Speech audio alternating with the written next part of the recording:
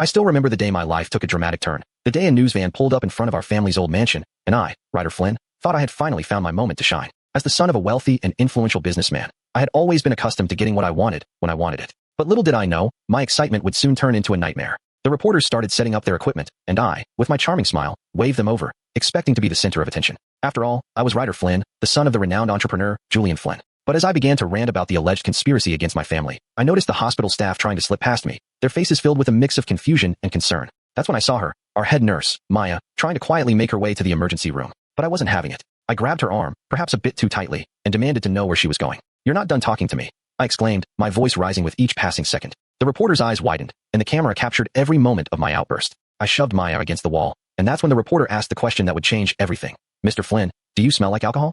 The room fell silent, and I felt my face burning with rage and embarrassment. As it turned out, I had been involved in a car accident earlier that night, and the smell of alcohol on my breath was a dead giveaway. The reporter started asking more questions, and I, realizing my mistake, tried to brush them off. But it was too late. The damage was done. The live stream had already gone viral, and my family's reputation was at stake. My father, Julian, was not pleased, to say the least. He called me into his office the next day, his face stern and unyielding. "Ryder, you need to get your life together," he said, his voice firm but laced with disappointment. "You're not a kid anymore. It's time to take responsibility for your actions." But I wasn't the only one with problems. My younger brother, Liam, had always been the favored child, and my parents had spoiled him rotten. They had set up a fund for both of us. But somehow, Liam's expenses always seemed to take priority. He had quit college after one semester, claiming it wasn't for him, and had since been bouncing from one expensive hobby to another. My parents had happily funded his adventures, while I had to scramble for scholarships and loans to pay for my own education. I had worked multiple part-time jobs, lived in a tiny apartment with roommates, and had barely managed to make ends meet. Meanwhile, Liam was living the high life, with my parents footing the bill. But as the years went by, I started to make a name for myself. I graduated with honors, landed a good job, and worked my way up the corporate ladder.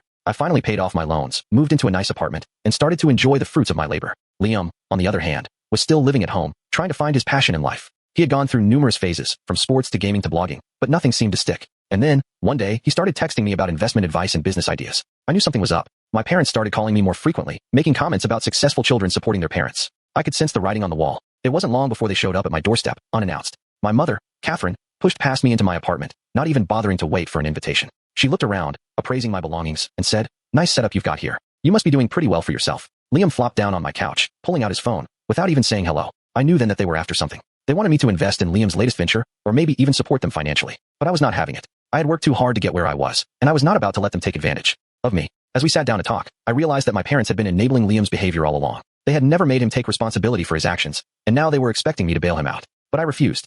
I told them that I would not invest in Liam's business, and that he needed to take responsibility for his own life. The conversation was tense, but I stood my ground. And as they left my apartment, empty-handed, I felt a sense of relief wash over me.